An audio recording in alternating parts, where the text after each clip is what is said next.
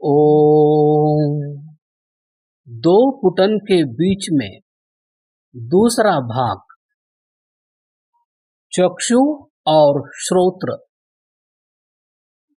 इंद्रिय स्पर्श मंत्र वर्णित वाक वृत्त के अधिदैव आधार प्राण का प्रतिपादन करके अब ज्ञानात्मक आधार चक्षु और श्रोत्र का प्रतिपादन करते हैं। समस्त जगत नाम रूपात्मक है। इनके बोध होने पर वस्तु का यथार्थ बोध होता है। नाम बोध का आधार श्रोत्र है तो रूप बोध का आधार चक्षु है। यही कारण है कि इन दोनों इंद्रियों को परमात्मा ने एक सीध में बनाया है। कहा भी है चक्षुष श्रोत्रम संतनुः। इन दोनों में से किसी एक को बड़ा अथवा छोटा नहीं कहा जा सकता।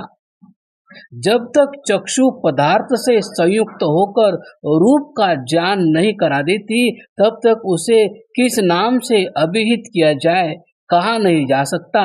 और जहाँ चक्षु की पहुंच ही नहीं, जो पदार्थ रूप रहित है, निराकार है, उनका बोध तो उनके नाम मात्र से ही संभव है। वह काम श्रोत्र अर्थात श्रुति परंपरा से ही संभव है। परमात्मा, आत्मा, काल, आकाश, भूख, निद्रा, आनंद, सुख, दुख, इच्छा इत्यादि पदार्थों के नाम श्रुति परंपरा अर्थात शब्द परंपरा से जाने जाते हैं। उनका आधार श्रुति अथवा आप्त व्यक्ति है। अतः जहाँ श्रोत्र शब्द प्रमाण का और चक्षु प्रत्यक्ष प्रमाण का आधार है, अनुमान प्रमाण का आधार तो मन है ही। इस प्रकार प्रत्यक्ष चक्षु, अनुमान मन और शब्द श्रोत्र प्रमाण से प्रमाणित होकर वाग वृत्त का निर्माण होता है। ऐसी वाक ही आप्त व्यक्ति की जनक होती है। चक्षु का महत्व। अन्य ज्ञानेंद्रियों से चक्षु इंद्रिय की यह विशेषता है कि यह रूप विषय को ग्रहण करने के निमित्त पदार्थ तक जाती है, जबकि शेष इंद्रियां पदार्थ तक जाने में असमर्थ हैं। उनके अभिलषित विषय इंद्रियों तक जाते हैं। शब्द विषय श्रोत्रेंद्रिय के पास जाता है। स्पर्श विषय त्वचा से युक्त होने पर पदार्थ का बोध कराता है। यही रस और गंध विषय की अवस्था है। इसका स्पष्ट कारण है कि रूप से भिन्न चारों विषय आकार रहित है। अंततोगत्वा रूप विषय को छोड़कर अन्य विषयों के आधार पदार्थों का बोध उनकी आकृति से ही जाना जाता है। अतः चक्षु की प्रधानता है। चक्षु अन्य चार ज्ञानेंद्रियों का प्रतिनिधि है। वाग वृत्त के निर्माण में क्रमोपात अब नाभि का स्थान है। नाभि को हमने वाणी का अधिभूत आधार माना है। नाभि अन्नमय और प्राणमय कोश का आधार है। अन्न का ही अंतिम परिपाक वीर्य है। परिणामतः नाभि वीर्य की शक्ति का भी केंद्र है। यह वीर्य शक्ति ही वाग वृत्त का भौतिक आधार है। प्राणमय कोश का तो केंद्र ही नाभि है। इसे नाभि कहने का कारण भी यही है कि इसमें दशविध प्राण अरों की भांति जड़े हुए हैं। काठक संहिताकार का कथन है कि नाभिर्वय प्राणान दाधार ये च ऊर्जा देवार्चांच। काठक संहिता 37:16।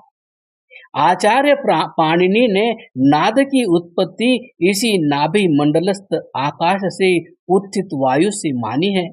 इसलिए वागवृत्त का आधार नाभि है। वागवृत्त के अधिदैव अधिभूत आधारों का वर्णन करने के पश्चात अब नंबर आता है भावनात्मक आधार का अर्थात हृदय का। हृदय ही वह स्रोत है जहाँ से वाक् सरस्वती प्रवाहित होती है। वाणी को सरस और मधुमती बनाने का श्रेय हृदय को ही है। वाग सरस्वती का मूल हृदय है और अग्रभाग कंठ है। अतः भक्त अथर्ववेद के शब्दों में प्रार्थना करता है, जिह्वाया अग्रे मधु में जिह्वा मूले मधुलोकम।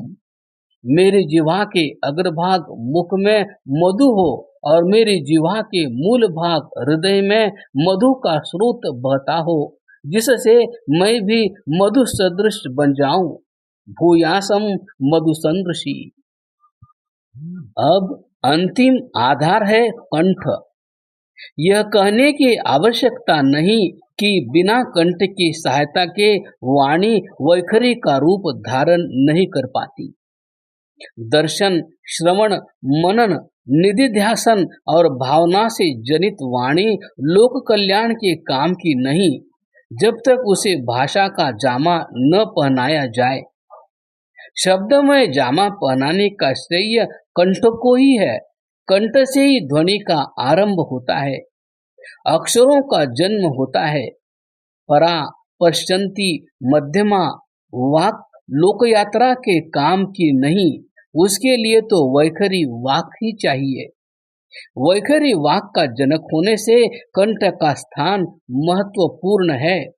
हम कह सकते हैं नाभि परावाक का, हृदय पश्चंती वाक का, जिह्वा मध्यमा वाक का और कंठ वैखरी वाक का केंद्र है। वाक में वाणी को 2 बार स्मरण करने का भी यही उद्देश्य है कि वाणी 2 सिरों वाली है। एक सिरा मूल और एक सिरा अग्रभाग है। एक परा है और एक वैखरी है। एक परा है तो दूसरा अपरा वैखरी है। एक से अक्षर को जाना जाता है और एक से अक्षर का वर्णन किया जाता है। हम कह सकते हैं कि परायया तदक्षरम अधिगम्यते, अपरायया तदक्षरम अभिवर्ण्यते। वाणी पुट के घटक प्राण, चक्षु, श्रोत्र, नाभि, हृदय और कंठ कलाओं का वर्णन हो चुका। अब वाणी का महिमा का वर्णन करते हैं। वाणी की महिमा काव्यादर्श में वर्णित है कि वाणी की ही कृपा से लोक यात्रा संभव है।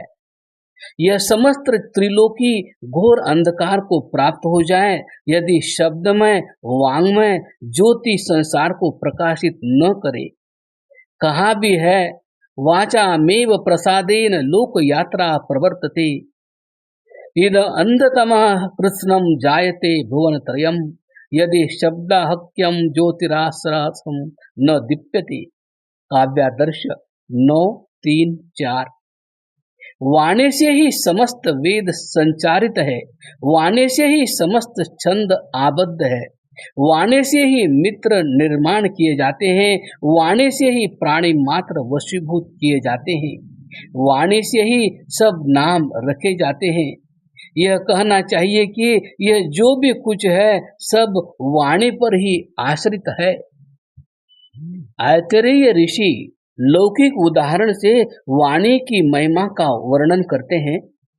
जिस प्रकार कोई बहुत से बैलों का स्वामी बैलों को बांधने के लिए सर्वप्रथम 2 खूंटे गाड़कर एक लंबी रस्सी बांधता है और फिर बैलों वाली रस्सियों को उस रस्सी में बांध देता है, तद्वत विश्व के सभी पदार्थ अपने अपनी नाम रस्सी से बंधे हुए हैं।